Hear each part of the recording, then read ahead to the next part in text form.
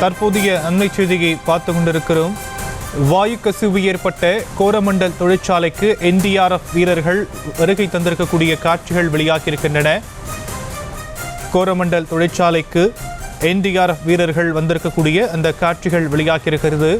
எண்ணூர் அருகே இருக்கக்கூடிய கோரமண்டல் தொழிற்சாலைக்கு என்டிஆர்எஃப் வீரர்கள் வந்திருக்கக்கூடிய நிலையில் விவரங்களை நம்முடைய செய்தியாளர் மகேஷ் வழங்க நாம் கேட்கலாம்.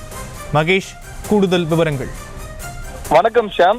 நேற்று இரவு பார்த்தீங்கன்னா சுமார் 11:40 மணிக்கு பார்த்தீங்கன்னா இந்த எண்ணூரில் இருக்கக்கூடிய கோரமண்டல் உர தொழிற்சாலையிலேருந்து பார்த்தீங்கன்னா அமோனியா வாயு கசிவு ஏற்பட்டது காரணமாக இந்த சுற்றி இருக்கக்கூடிய கிராமங்கள், குறிப்பாக 8 மீனவ கிராமங்களில் கடுமையான பாதிப்பு ஏற்பட்டு மக்கள், குறிப்பாக 500க்கும் மேற்பட்ட மக்கள் அரசு மருத்துவமனை, தனியார் மருத்துவமனையில் அனுமதிக்கப்பட்டு சிகிச்சை பெற்று வரக்கூடிய சூழ்நிலையில் இது தொடர்பாக தேசிய பேரிடர் மீட்பு குழுவை சேர்ந்த 15க்கும் மேற்பட்ட வீரர்கள் இந்த கோரமண்டலுடைய இன்டர்நேஷனல் லிமிடெட் நிறுவனத்துக்கு உள்ள போயிட்டு என்ன பாதிப்பு, எதன் காரணமாக இந்த வாயு வெளியேறியது, இது தொடர்பாக உள்ள ஆய்வு செய்வதற்காக போயிருக்காங்க.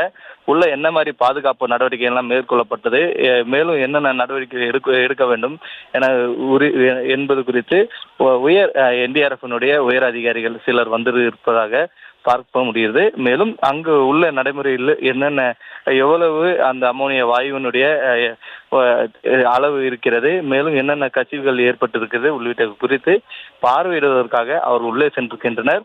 சுமார் 15 நிமிடங்களுக்கு மேலாக அவர்கள் உள்ளே சென்று பார்வையிட்டு வருவதுதான் பார்க்க முடியுது. மேலும் வெளியே இந்த கோரமண்டலுடைய நிறுவனத்தினுடைய 2 வாயில்கள் முன்பாக மீனவ மக்கள், அதே போல பொதுமக்களும் இணைந்து போராட்டத்தில் ஈடுபட்டு வருவதன் காரணமாக இந்த இடம் முழுவதும் போலீசார் கட்டுப்பாட்டில் கொண்டு வரப்பட்டு பாதுகாப்பு பணியில் ஈடுபட்டு வருவதுதான் பார்க்க முடிகிறது. செய்திகளை உடனுக்குடனும் துல்லியமாகவும் தெரிந்து கொள்ள சப்ஸ்கிரைப் பண்ணுங்க.